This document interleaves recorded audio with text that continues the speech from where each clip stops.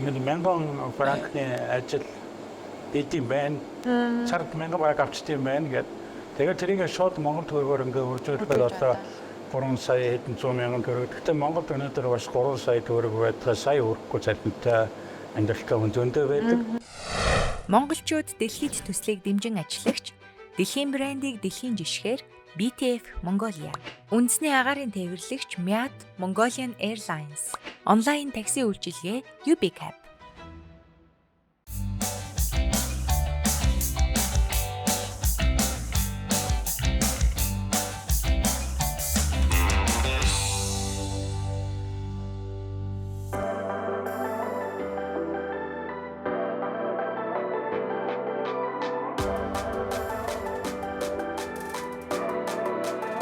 Намайг галуудрах гэдэг юм. Манай хөтлөгч Ануу.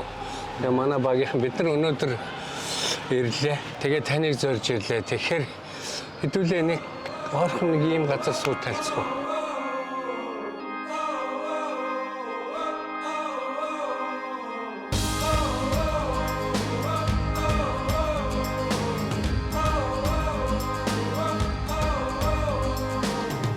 За бид нар одоо яг Женевийн ямар газар нь байна? Энэ ямар нуурын одоо энэ хотын тухай нэг товч танилцуулаач. Энд нөгөө олон улсын байгууллага ихтэй ерөнхийдөө их онцлогтой нүүби 2 дахь төвөнд байдаг. Дээрээс нь маш олон спортын холбоо олон улсын байгууллагууд энэ манай Женев төлөрсөн байдаг. Энэ бол Жима гэдэг нэртэй нуур. За энэ одоо бас Женевийн гол онцлог уу? Тийм усан оргилоор бол одоо манай Женевийн бас нэлээд том онцлог. 140 м өндөр. Оо, дэшээ юу? Тийм оргилдог байнга ингээ оргилоод байж байдаг. Манай Женев хотод маш их жуулчд ирдэг. Ер нь дэлхийн бүх орноос. Тэгээ спортын маш олон холбоо байдаг. Ялангуяа энэ тайдын замд сая UEFA, FIBA энэ таасан байна. Цюрихэд бас байдаг юм бэ? Цюрихэд FIFA олон улсын хөлбөмбөгийн холбоо. Хөлбөмбөгийн холбоо. Энд Европын хөлбөмбөгийн холбоо нь эндээс 20 км зайтай. Олон улсын саксон хөлбөмбөгийн холбоо бас энд байгаа. Тэгээ волейболын холбоо гэдэг ер нь маш олон холбоо байдаг манай энд. Нэг сайхан. Миний хувьд айгүй азтай гэж боддог өөрийгөө спортын байгууллагад ажиллаж байсан хүний хувьд энэ сайхан олон спортын холбооттой газар амьдарч байгаа нь миний хувьд их том завшаа.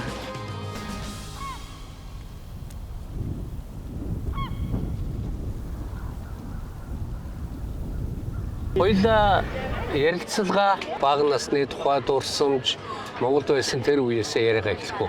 Би 63 онд Улаанбаатар хотод байсан. Тэгээд яг хотод ерөнхийдөө байсан. Тухайн үед 8 дугаар ангид төгсөөд нөгөө төгсгөр сургуульд ордог байсан. Тэгээд 79 онд төгсгөл элсэж ороод арширны чимэглэгч гэдэг мэдлэгт төгссөн. Ер нь бол Арьсан бүтээгдэхүүн. арширын урлагийн чимэглэгч байгаа тийм. За. Төгсөөд нэг жил юунд самбит төлөвлөлт зохион бүтээгчээр нэг жил ажиллаад нэг 2-3 жилийн дараа өөрөө эхлээд цоо байгуулад динозавр гэдэг нэртэй. Тэгээд хөдөлмөртэй ажиллаж байгаа спортын дэвшилтэнд нууж тэгээд спортын дэвшилтэнд бас олон жил болсон. Спортын салбарын зураач болчихсон. Спортын чиглэлээр зураач гэхээр одоо юу их вэ? Гол тэр үеийн гол нь юу их вэ? Одоо яг одоо шал өөрчлөлттэй юм хөгжөөд нэг тэр үед ч бид нар би одоо сэн Монголын спортын холбооны тоо галбраки хөвчөн дээр ингээд одоо тэр саксны лигний дөнгөж ихжсэн саксны багуудын номер нэр усын хийдэг тэр бүгд албаа хийдэг ажил хараалтаа байдаг манай хамтарч ажилладаг гэсэн. Тэгээ яг өөрийнхөө тухай ярьсан болохоор би багтаа бас их сайн төгтэй. Би мотовтэйсэн. Миний толгой аяг төгтэй. Тэгээ манай найз Антомор гэж залуу. Баатрын Антомор гэж. За. Тэр залуу төшөөрийн тавьж байсан. Тэгээ наваад нөгөө чинь чи төшөөрөөр болдог гэж нэг өдөр наваад хөвчөө болуулаад яг би тэр найзтай их байлаа. Харамсалтай өнгөрсөн жил бохон болсон. Тэр залуу маань одоо ярьсан гэхээр ерөнхийдөө миний энэ спортын салбарт ажиллах их хүнс эдгээр тэр залуу маань тавьж ирсэн. Бодохгүй гэдсэн чи бүр төшөөрс дуурлаад хоккейч болоод Оо. Өөр 12 дугаар сургуулийнхаа сургуулийн аваргаар ороод бүр нэг мэдсэн чинь сургуулийн шигшэд орсон замцны авраг аваад очиж. Нөгөө толгой өвдөх гайгүй болсон. Тэгээд тэр нэг сонирхолтой кино шиг юм болоод байгаа. Тэгээд миний нөгөө толгой өвддөг зүгээр болоод тэгээд тэр миний амьдралыг бүр оромоор нь өөрчилсөн тэр төсөрийн спортоор чилсэн маань. Тэгээд тэрнээс угаасаа ч спортод их дуртай байсан. Тэгээд данс бийн болтгоо байсан чинь сүүлдээ би маань гайг болоод тэгээд би чинь нөгөө бүр эргэлт боцолтгүйгээр спортын салбар руу ороод нөгөө арьсан урдгийн мөрөлгөө бараг хоолчонд хаяад тэгээд энэ дээрээ ихэндээ ч яг энэ Монгол гадуурчууд IT зөвлөж гэж байгуулдаг байсан.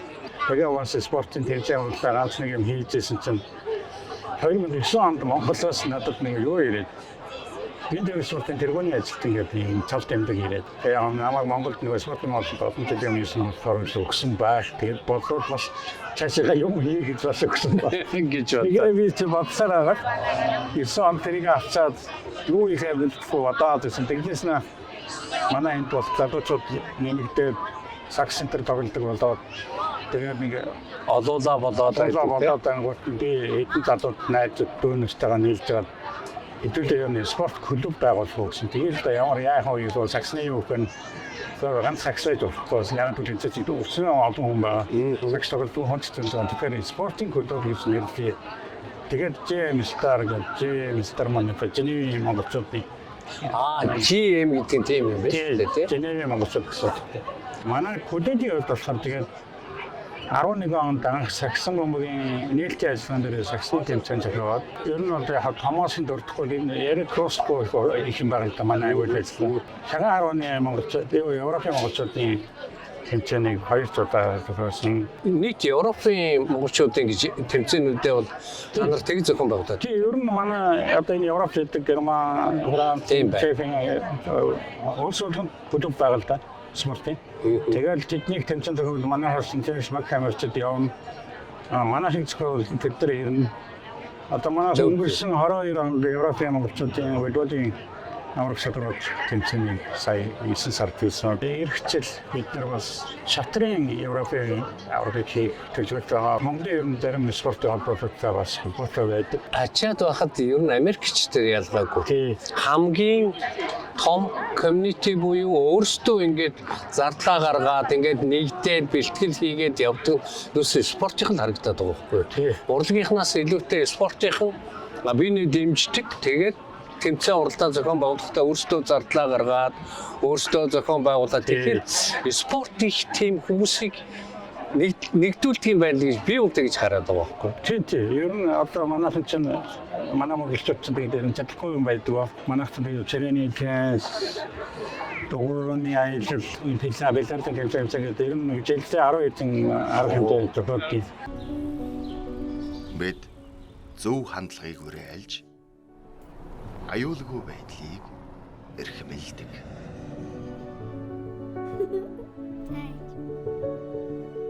Халамжтай найрсаг үйлчилгээг түгээж тав тухтай байдлыг бүрдүүлдэг үндэсний гарын тээвэрлэгч Мят.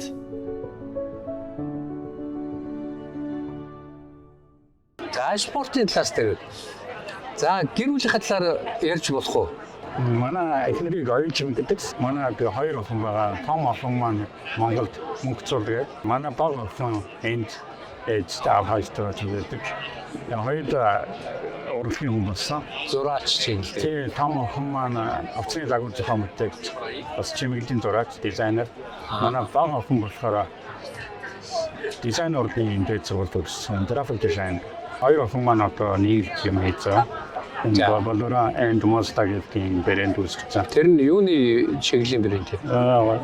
Хувцас. Тэгэхээр жоохон Монгол тал руу хийсэн одоо гэр амиг гэдэг Монгол гэрээр нэг тийм брэнд техникум гаргасан. Тиймэрхүү уран бүтээл хийдэг хүмүүс байна.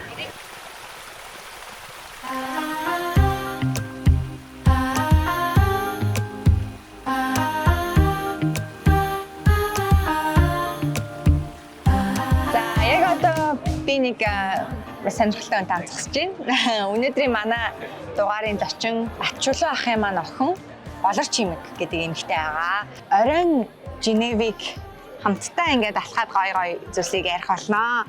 Тэгээ та гэхдээ товчхон өөрийгөө танилцуулаач. Швейцарт хэдэн онд ирсэн, одоо хэдэн жил амьдарч байна? За, наа боловч юм гэдэг 2010 оноос хойш Швейцарын Женев хотод амьдарч байгаа. 13 жил болсон. Тийм, одоо ер нь 13 дахь жилдээ орсон явчихсан. За лээш алхангаа гоё ярилцъя. Та бидний нөгөө аавынхаа хийдэг ажлын тухай тий хамт байгаа хажуунаас нь байнга ажиглаж байгаа хүний өнцгөр аав нь яг юу бүтээгээд байгаа бэ? Манай ирснээсээ хойш хэдэн жилийн дараа 2011 онд би ирээд яг 1 жил болж исэн. Тэгээд хэсэг Монгол залуучуудын хамт ярилцаж сууж байгаа. Ер нь монголчууд ингээд спортын нэг гоё клубтэй тэндээсээ ингээд ер нь Европт аягүй болон тэмцээнд болдог. Тэгээ тэрэнд ингээ гоё клубээрээ бэлтэж байгаа. Ингээ нэгдсэн журмаар ингээ гоё оролцвол ямар гоё гэд би яг тэр ярианд байсан байхгүй тий 11 оны 3 сард бүгдээрээ ер нь монголчуудын спортын клуб гэж байгуулъя. Захирлаар нь точлоо ахыг авъя гэд. Тэгээ аавын клуб нэгдэжсэн Dream Star гэд. Тэгээ тэрнээс хойш ер нь ингээл клуб маань маш их үйл ажиллагаа ер нь явуулсан. Айгүй их уралдаан тэмцээн. Наадам шинжилж хийжсэн. Ерөнхийдөө спортын үйл ажиллагаа айгүй их явуулсан. Би клубийн нарийн бичиг. Тэгээ ер нь одоо л нэлээд өргөжж байгаа айгүй олон салбарлаа. Шагааны багтай болсон. Европт аярах монголчууд ч маш их ихсэн. Тэгээ уралдаан тэмцээн их болдог болсон. Тэгээ ер нь л тийм клубтэй нэлээд цаг зарцуулдаг. Өөрөө спортод их хайртай болохоор. Яг ерөнхий агуулгаараа бодоход спорт бол угаасаа маш агуу зүйлтэй хүмүүс мэдж байгаа. Хүмүүсийг маш их нэгтгэдэг. Тэгээ ер нь эрүүл мэндэд тустай. Тэр утгаараа л ер нь яг энэ монголчуудыг аяг нэгтгэсэн. Бүгдээ ингээ нэг юм тэмүүлээд, уралдаанаа хийгээд, бэлтгэлээ байнга хийгээд. Тэгээ тэр болгож ингээ найзуудын хүрээлэлтэй болоо. Спортоор дамжуулж монголчуудыг ингээд гадаад улсад холбох тэр хэрэгсэл нь болж байгаа гэх юм уу та тий. Таны аав энэ удаагийн дугаарын одоо зочин болж байгаа шүү дээ. Тэгэхээр бас баярлж байгаа ах тий тэр сэтгэл одоо юу хин ийм нэвтрүүлэгт орно гэж аавыгаа ийм нэвтрүүлэгт орно гэж сонсоход ямар сэтгэл төрсөн? Ер нь айгүй гой санагцсан. Тэгээд айгүй тогтсон өмнөөс нь тэгээд аав өөрөө айгүй их нэг ирснээс хойш түүх ихтэй гэх юм. Миний л хувьд бол тэгээд аавар айгүй бахархдаг.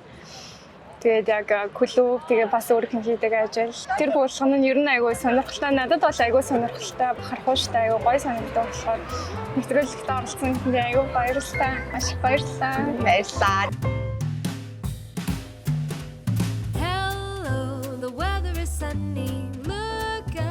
Монголчууд Европ нэвтрүүлгийн баг маань Швейцар улсын Женев хотод нэвтрүүлгийн үргэлжлүүлэн хийсээр байна. Тэгээд очилоохаасаа болохоор энэ хэсэгт юу сонирхож байгаа вэ гэхээр Швейцар улсын хувьд одоо энэ Женевт хамгийн олон монголчууд байдаг юм бэлээ. Тэгээд монголчууд маань одоо яагаад Женев гэдэг энэ хотыг сонгож ирдгийм болоо гэдэг би бас гайхаад байгаа. Одоо зөндөө хотод байгаа шүү дээ. Тэгэхээр энд олноороо төвлөрөөд байна гэдэг бол бас нэг юм онцлогтой байх.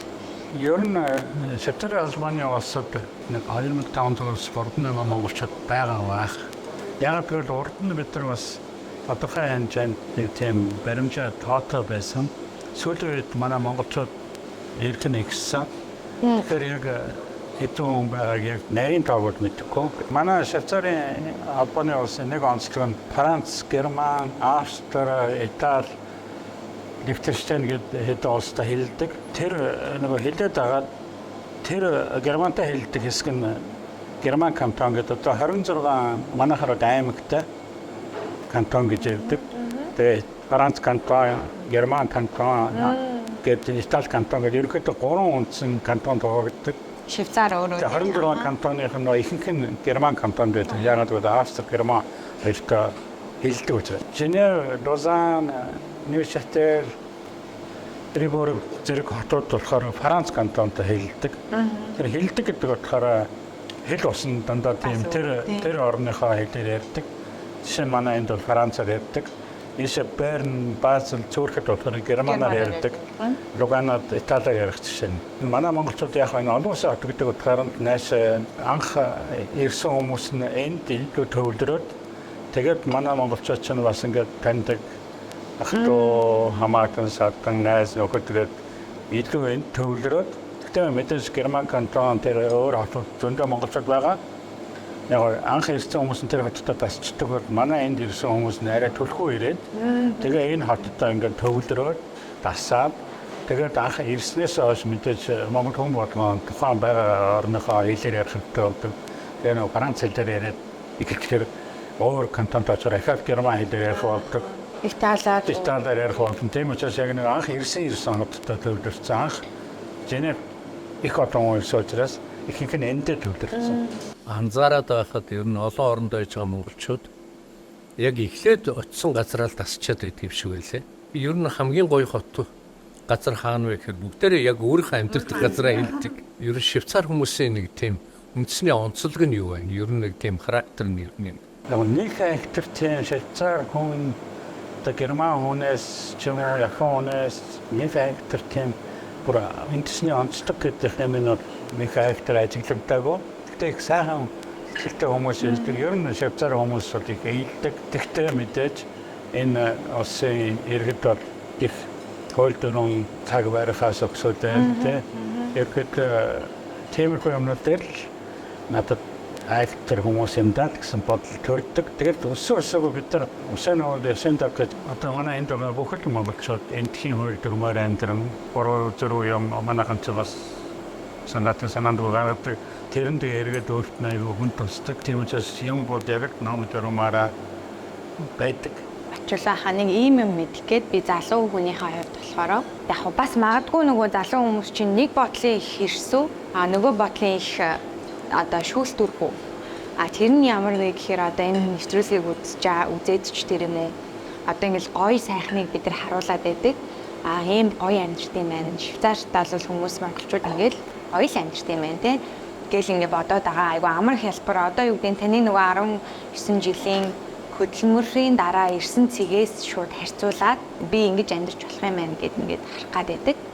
Тэгэхээр тэр утгаараа би шүүлтүүргүй гэж одоо хэлэх гээд байгаа. Тэгэнгүүт жоохон нин уугүй одоо та энэ улсын хэцүүг хэлээч. Яг гэвэл мэдээж л нөгөө гадаад хүмүүс гадаадад амьдарч чинь хэцүү зүйлс тохиолдсон шүү дээ тий. Би яг энийг зөвхөн зарим хүнд хэлдэг.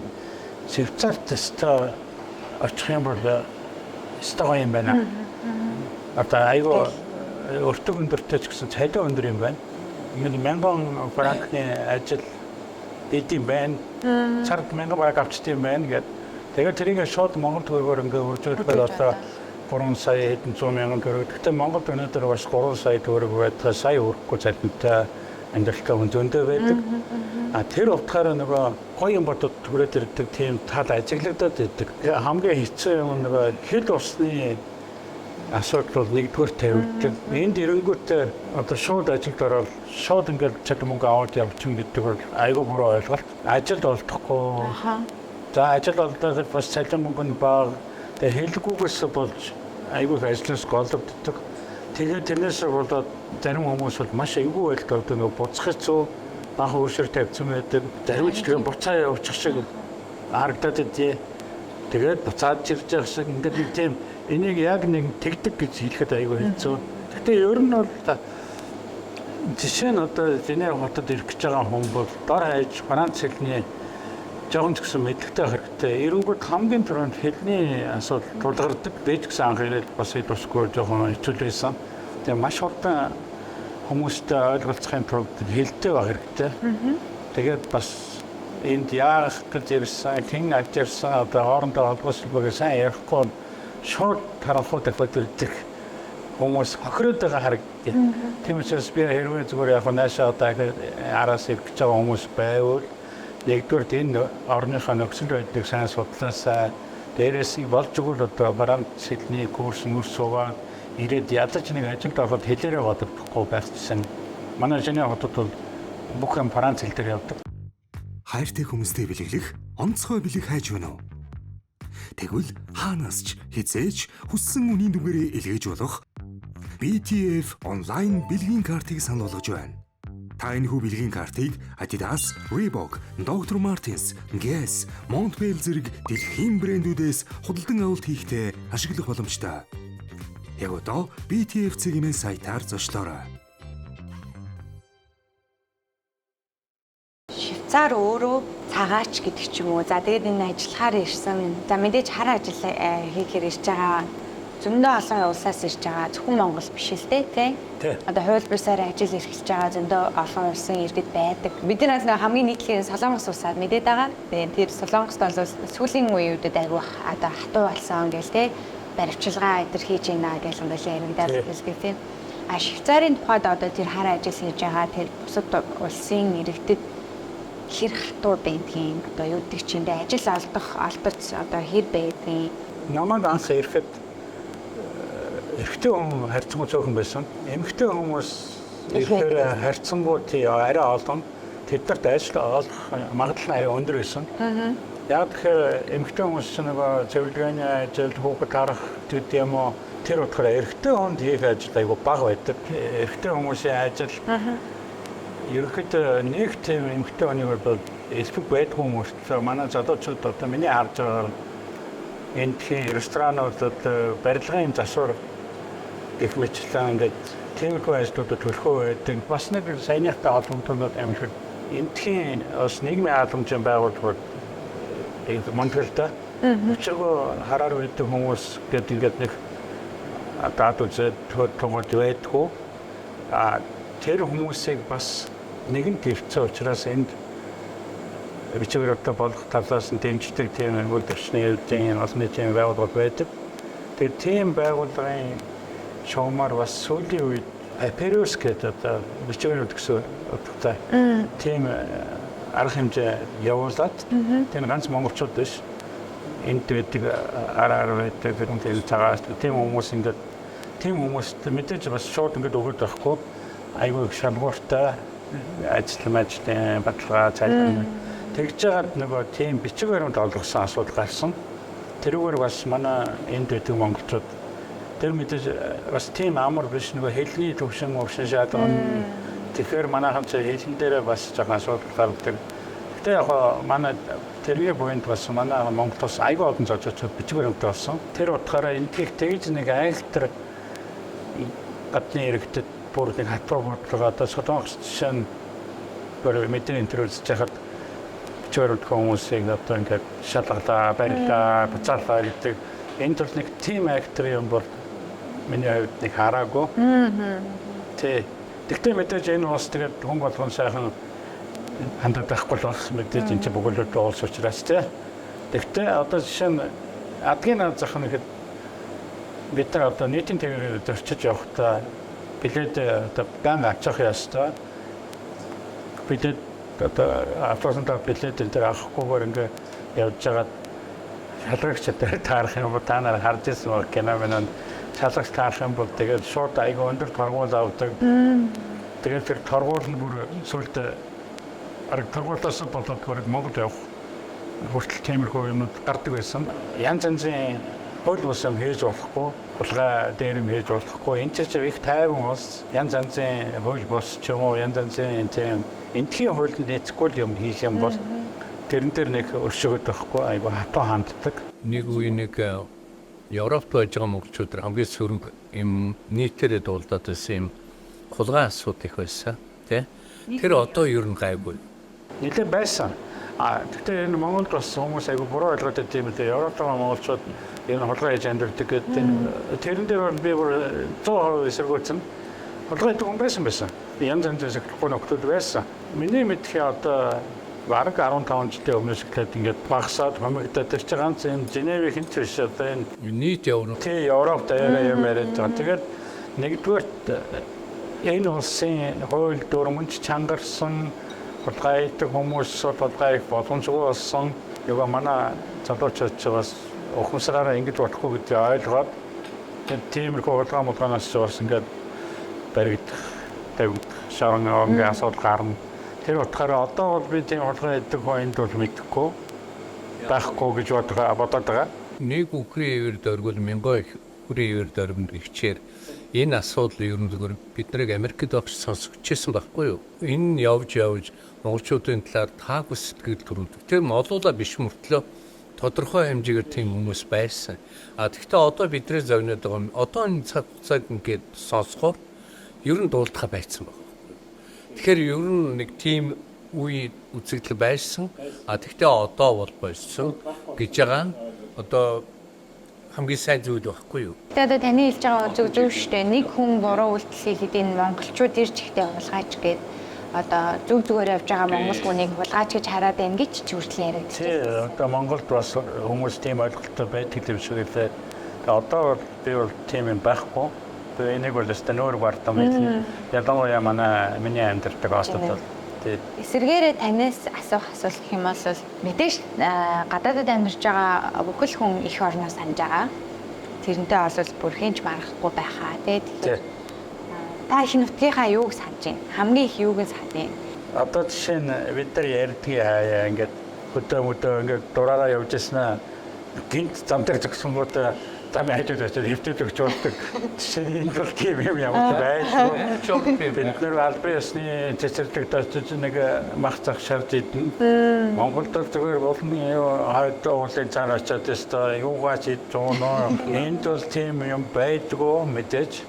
Бүх юм дүрм журамтай хаант дуртай газар маяг барьж болохгүй. Зориултын газар тэр мөрөн нэг жоохон тэргээр нэг их орн маань айгүй тийм одоо нэг талдаа их сайхан юм да. Бас анх ирээд нэг айгүй их хууль дүрм бүх юм ингээд нэрээс алхах гişиг болгонд ингээд манай монголчууд өөрсдөө жоохон дураараа шүү дээ. Болохгүй гэсэн ингээд яваад гэдэг байсан бол энэ чинь тийм байдаг. Нутагтаа очиад нэг уулын дээр сайхан гахимсан тэгээд юм найз нөхдөдтэйгээ уулзсан нэг сайхан буу халсан тиймэрхүү юм бол мэдээж өргөлж байдаг сэтгэлд. Гэхдээ тийм цаг удахгүй ирэх баг. Энэ дээр одоо залгуулад би айгүй чухал асуулт авах гээд байгаа. Одоо бидний л энэ нөгөө нэвтрүүлэг хийгээд яваад байгаагийн зорилго буюу дэлхийн улс орон болгоны хүн өөр ингэсэн ондоошилтай. Тэр нь одоо өссөн төрсөн орчин гений хувьд тийм ингээд олон юм нөлөөлдөг. Танихаар монгол хүн гэж ямар онцлогтой хүн юм бэ? Сонирхолтой юм ярьж Монгол хүмүүс ер нь их дайчин юмд их тийм шалтгаан хортой явагдчихтэй. Тэгээ манай клубын залуучууд бид нар нэг Жерард гэдэг саксон хамгийн дасгалжуулагчтай байсан манай клубын дэргэд. Тэгээд Винтхэн Женевийн саксон хамгийн лиг гэж ийм хэдэн лигтэй манаас нэг лигт одоо манай Дарсрам гэдэг манай Швейцар Монголын нийгэмлэгийн эмэгтэй байдаг. Тэр манай тэр Жерард багш ярьж байгаад манай монгол залуучуудыг Швейцарын Женев хотын КАП гэдэг лигт манайхыг хэлсүүлчлээ. Тэр лигийн дотор 10 хэдэн багтай тийм айгүй хүчрхэг лиг л дээ. Тэгээд спонсорууд нь айгүй мундаг одоо Deutsche Bank, Credit Suisse гэдэг. Тэгээд тэр лигт манай залуучууд анх удаага ороод орсон чинь манай залуучууд чинь нуруугаараа бүр тэднээс хамаагүй намфан. Ер нь тийм байдаг штэ. Одоо тэгтээ өөр болсон Монгол саксны залуучууд өндөр болсон. Тэгээд юу болсон гэсэн чинь анх манайх нэг багтаа тоглосон чинь тэр багийн залуучууд манай монгол залуучуудыг хараад инээж ирсэн. Тэгээд эхний тоглолтоос эхлэн бид нар ерөөсөө эднэртэй яаж тоглох вэ? Өндөр тоглогчтой намхан тоглогчтой яаж тоглохыг ингээд тактикаа боловсруулаад бүр эдний төсөөлж байгаагүй хурдтай тоглолтыг бид нар үзүүлээ. Бүр хитрхи хурдтай. Тэд нар манай тоглогчны хурдыг гүйцэхгүй нөгөө өндөр хүмүүс учраас. Тэгээд тэрүүгээр давмгаалаад манай баг 20 тоглолтыг 20 багийн 20-ыг хожоод цомыг аваад тэгсэн нөгөө эхэндээ бидний догдонгүй харцаар харж ирсэн. Гэтэ тэнд 20 багийн ганцхан нэг нь Монгол баг, бус нь дандаа Швейцарын баг байхгүй. Гэтэ яг хүмүүс нь янз янзын үндэстэн байгаа юм. Тэгээд бид нар ястаа нэг шарантаач гэдэг юм бид залуучууд аяга баярлалаа багчсан манайх өөрснөө шүүгчдээр гаргадаг. Тэгээд тэр дийлэгтэн төрүүлээд цомоо ойгоо зогсож хахад тэр гадаадын бүх багийн тоглогчдоор манай баг түндтэй үзүүлсэн. Тэгээд дараа нь ингээд хоорондоо ярихаар бид нар монголчуудыг ийм амар тоглолтог, ийм хурдтай гэж ерөөсөө төсөөлж байгаагүй байл. Тэгэхээр би яг саяны саксаар жишээ авдаг нь түрүү асуусан. Монгол хүн энэгээр юугаар ингээд онцлогтой байд юм бэ? Тэгээ манай энэ сонсоод байхад энэ манай энд их одоо эмгтээчүүд айл ресторан юунд ажилладаг шүү дээ. Энийг бол би өөр маш их сонсдог. Монгол хүн эмгтээчүүд за эрэгтэйч байна. Бүр үнэхээр цаанаас бүр нэг тийм актер ажилтдаг хүмүүс. Нэгдүгээрт үнийч байдаг, хоёрдугаарт юмаа ингэж яг тул хийдэг. Манай хүүхнүүд энэ төр чинь айгүй мундаг ажилтдаг. Тэгээ тэр чинээгээр нөгөө одоо тэр хүн Монгол буцлаа гэхэд чамайг явуулахаар яана. Чи өөрийнхөө оронд Монгол хүн олж өгөөрөөч гэдэг юм уу? Тийм. Айгуу тийм гоё эерэг юм сонсогдод идэв. Би бас энэ тэнд ажил хийн янз янз. Тэнгүүт бас Монгол залуучуудыг айгуу үнэлнэ. Сүүлийн үед энэ Чингис хааны тухай бас манай бүү амтлаг энтергэлтэй. Эдгээр айгуу мэддэг болцсон. Тэгээд энэ эдрийн ер нь цуснд нь байд юм байна. Нэг тийм дайчин. Би одоо жишээ нь хүү амтлагууд айгүй баярлдаг. Яг сайхан дуулдаг, мундаг гэхээсээ илүү Монгол хүн гэж дэлхийд дээр ямар нөхцөл байдгийг бэ гэдгийг дуугаараач байна уу, юугаараач ингэж харуулдаг байгаа тийм.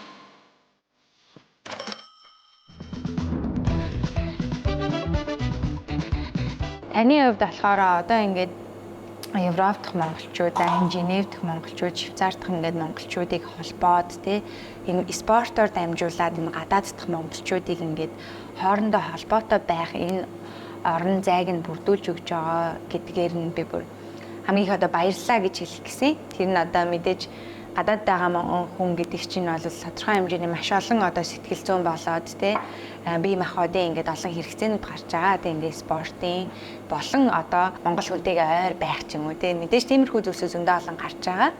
Тэгэхээр тэр орон зайг нь бэлдэж өгч байгаа. Тэр бүх одоо зүйлсийг нь бүрдүүлж өгч байгаад нь айгүй талархал илэрхийлж байна. Тэгээ бид нарыг ингээд гоё ухтаж авсанд баярлалаа. За 19 жилийн хугацаанд бол бас л олон зүйлсийг туулсан байна. Тэгээд ийм дайчин байгаад ийм энд байгаа монголчуудаа ингэж холбож ажилдагт баярлалаа. Тэгээд бид нарыг бас маш гоё өгдөж авсан баярлалаа. Та нартай бас их баярлалаа. Ингээд та нарын хийж байгаа төсөл одоо хийж байгаа ажлыг би ингээд өчтөр сонссон.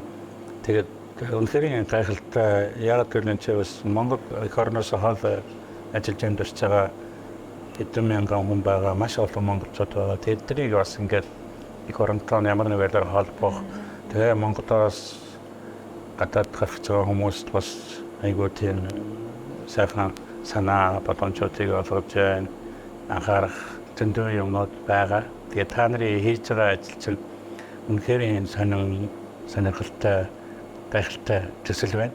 Тэгээ та хэдтэй танай багийнханд бас одоо Женев байгаа монголчуудынхаа өмнөөс Овеса гэр бүлийнхээ өмнөөс Темстер спорт клубын нэрийн өмнөөс та нарын ажилд амжилт хүсэж баярлалаа. Баярлалаа. Ер нь гадаад байгаа монголчуудыг хамгийн их сайн нэгтгэж байгаа зүйл нь спорт айлч төв дээр айлч улсад байсан. Ерөөсөө гадаад байгаа монголчууд өөрсдөө зардлаа гаргаад, өөрсдөө зохион байгуулалтаа хийгээд, өөрсдөө бэлтгэл сургуулиа хийдэг. Энэ бол ерөөсөө бүх орондоо адилхан. Хамгийн том ив нэгдэл би спорт юм байна гэж Америкт анзаарч ирсэн. Үтэж 60 наснда энэ дээрээ ингээд зүгээр сайхан өөрийгөө бодолцоо уусах тийм. Гэтэл одоо энэ их ив нэгдлийн төлөө өөртөө бий болсон туршлага, өөртөө бий болсон боломжуудыг энэ залуучуудтай хуваалцж ийн гэдэг маш гоё. Одоо эрүүл энх байгаарай хамгийн гол юм тийм. Эрүүл энх байгаарай, бие бодож байгаарай. Хүний газар хэцүү, өвтөг хэцүү. Яг л одооны явж байгаа шиг ингээд бусдад үлгэрлээ. Заац сураа, чиглүүлээд явна гэдэг чиг том буянтай үл шүү. Тэгээд танд болоод танай гэр бүл сайхан хүсье. Тэгээд өнөөдрийн нэвтрүүлгийг жаабай. Баярлалаа. За баярлалаа. Та бүхэнд баярлалаа.